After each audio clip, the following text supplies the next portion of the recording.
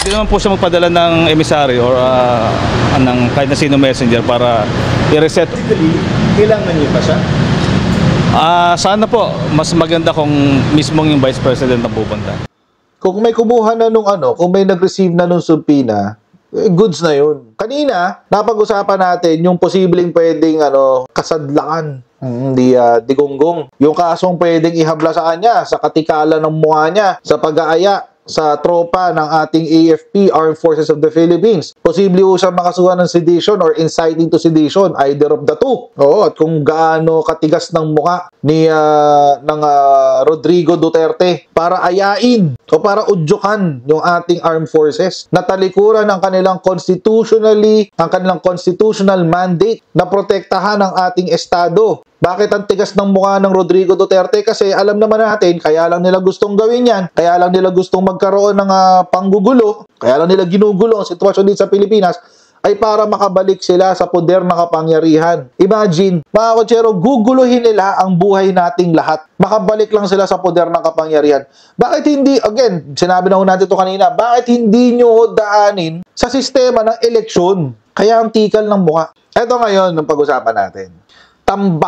Tambak ang kaso ni Sara Duterte, mga kotsero. Nagulat pa nga ako sa balita. Umabot pa sa level ng anti-terror law. Imagine, sitting vice president, posibleng makasuhan ng anti-terrorism law. Posibleng makasuhan ng violation ng Anti-Terror Act na pinirmahan ng tatay niya. So, panood natin yung balita, mga kotsero. Tindi na ito eh. Yung subpoena naman ay para bigyan ng pagkakataon itong si Vice President Sara Duterte na ipaliwanag ano ba yung sinabi niya tungkol dun sa pagpatay sa Pangulo, sa First Lady at saka sa House Speaker para malaman na rin ng NBI kung meron ba na reklamo o complaint na pwedeng ihain laban sa kanya. Ang tinitingnan at base dun sa subpoena na inihain ng NBI ay pwede bang pumasok ito dun sa anti-terror law.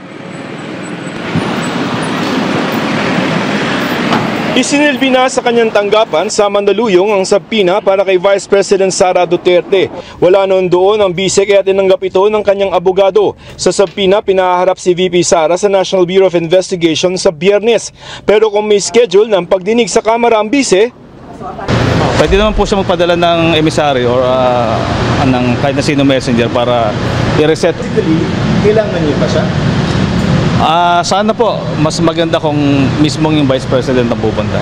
Isinabpina ang bise kaugnay ng mga sinabi niya na kapag pinatay siya, may kausap na siya para patayin din sina Pangulong Bongbong Marcos, First Lady Liza Araneta Marcos at House Speaker Martin Romualdez. Ito ang pagpapatunay na meron tayong due process. Bibigyan natin ng pagkakataon ng ating Vice President na maibigay ang kanyang side on the controversy. Kami, marami ng mga political, wag magalit sa akin, circus. No? Hindi kami nakikialam. Tahimik lang ang National Bureau of Investigation, but this is a serious matter. Pinatingnan daw sa kanya mismo ni Executive Secretary Lucas Bersamin at Justice Secretary Jesus Crispin Remulla ang press conference ni Duterte kung may nilabag itong batas. Base sa subpoena ng NBI, pinagpapaliwanag si Vice President Sara Duterte para sa posibleng reklamo ng grave threats at paglabag sa anti-terror law, batas na pinirmahan ng kanyang mismong amang si dating Pangulong Rodrigo Duterte noong taong 2020 lamang. Sabi nga ni Yusek Andres, self-confessed mastermind. Siya nagsalita na siya papapatay niya si Presidente. Kailangan patayin si Presidente, si First Lady, and the Speaker. Saan nanggaling sa kanyang bibig yun? Siya yung, kumbagay, mastermind. Siya yung nag-utos. So, yan ang gusto naming i-clarify. Pero paglilinaw ni Santiago, hindi naman ibig sabihin na ito na talaga ang ihahaing reklamo kay Duterte. Mabigat ang kaso na paglabag sa Anti-Terrorism Act dahil sa ilalim ng Republic Act 11479, ang sinumang masasaklaw nito pwedeng hulihin ng law enforcement agent o military personnel nang walang warrant of arrest at ididine ng hanggang 14 na araw bago iharap sa korte. Pwede pa itong ma-extend ng hanggang 10 araw kung kinakailangan. Pwede rin buklatin ng Anti-Money Laundering Council Authority ang kanyang mga ari-arian at bank deposit at i-freeze ito. Pwede rin siyang tiktikan o surveillance sa utos ng korte. Hindi pa namin sinasara ang aming investigasyon. Diyan kami maglalaro. Depende sa ebidensya na aming nakuha at sa magiging ebidensya na ipipresent naman ni Vice President Sara. So talagang this will be a fair investigation, impartial. Hawak na ngayon ng NBI ang video ng press con ni Duterte. Ipatatawag din ng NBI ang mga sangkot sa paggawa nito tulad ng mga staff at maging ang mga dumalot dito. Kung hindi raw sisipot si Duterte sa pagdinig, itutuloy pa rin nila ang paghahain ng reklamo sa Department of Justice. We will proceed at kung ano man yung ebidensya na nasa kamay namin, di yun lang. Tumanggi naman muna magsalita si Duterte dahil hindi pa raw niya natatanggap ang subpoena. Vicky, ayon naman dito kay NBI Direct. Kung may kumuha na nung kung may nag-receive na nung subpoena, goods na yun. May lang naman yan, qualification lang naman ng pagtanggap ng subpoena. I mean, hindi naman qualification, pero yung may requirement is kapag korporasyon, kailangan yung president or yung secretary or any legal representative of the corporation. Pero kapag mukhang tinanggap naman ng kanyang opisina. So wala na yan, deemed accepted na yan. Ang question na lang dito is sisipot ba si Sara? What do you think? Susunod ba siya sa subpoena na pinadala sa kanya? Hindi pa natin sigurado yan. Pero ako, ang kutob ko, malamang sa malamang hindi siya sisipot. Ang haharap dyan yung kanyang abogado. Malamang sa malamang ang haharap dyan ay ang kanyang abogado. Hindi siya haharap. Ba't pa siya haharap? For what purpose? Vice President ako. Yan lang sasabihin yan. Vice President ako. Well, tingnan natin. Hindi pa naman tayo sure dyan.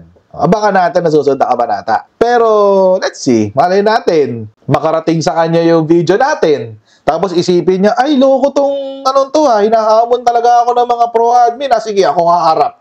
Ganoon.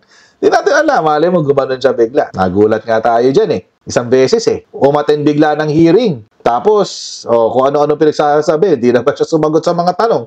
Yun lang. Pero ang favorite ko doon, mga kutsero, sa binalita kanina, kung magtutuloy yung anti-terror na case, is yung pag-freeze ng kanyang mga accounts at saka yung pagsisiyasat sa kanyang mga bank accounts. Bakit? Kasi mga kutsero, pag natuloy yan, ay, happy-happy si Trillanes dyan. Oo, kasi mabubuksan yung joint account nila ni Digong. Yung napakatagal nang tinatago ni Rodrigo Duterte na bank accounts. Yung merong almost 200 million pesos na worth of transactions sa isang bank account lang yun. Nandoon yun Almost 200 million pesos ba yun? O 2 billion pesos worth of transactions. Hindi yun nakalagay sa loob.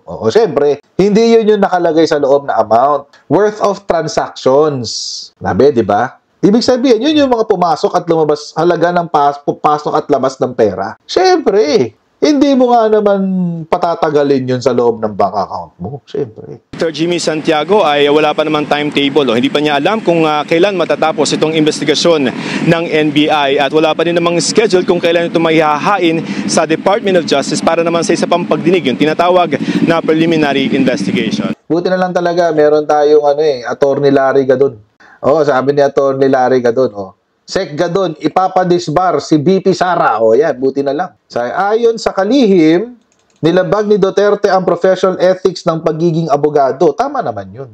Kasunod pa rin ito ng naging assassination remarks ng Vice laban kay PBBM, Lisa Marcos at Speaker Martin Romualdez. In fact, may comment pa nga siya dyan. Ito yung sabi niya. Sa mga nangyayari ngayon, ay maari nang tanggalin ng Kongreso si Vice President Sara Duterte sa kanyang pwesto bilang Vice President sapagkat yung kanyang pagtutol o hindi pagpapaliwanag ng husto tungkol doon sa kanyang confidential funds sa daan-daang milyon na ginamit niya ng hindi tama. Sang-ayon na rin sa pag-iimbestiga ng Kongreso na nalaman doon na napakaraming anomalya doon sa pag-disburse niya ng confidential funds at ito ay pera ng taong bayan. Kaya maari na siyang haina ng impeachment case at dahil sa betrayal of public trust. Ang pangalawa naman na pamamaraan upang matanggal siya sa pwesto ay ang pagdeklara sa kanya bilang incapacitated.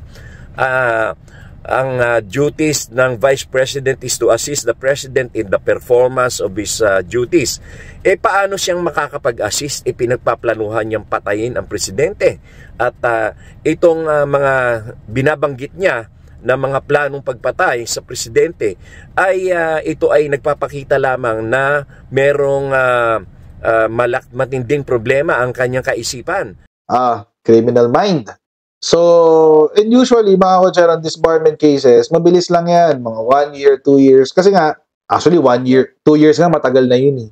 Bilang aspiring member of the bar, umaasa na lang ako na there's nothing irregular na naganap kung bakit nagtagal ang disbarment case laban kay Sara Duterte.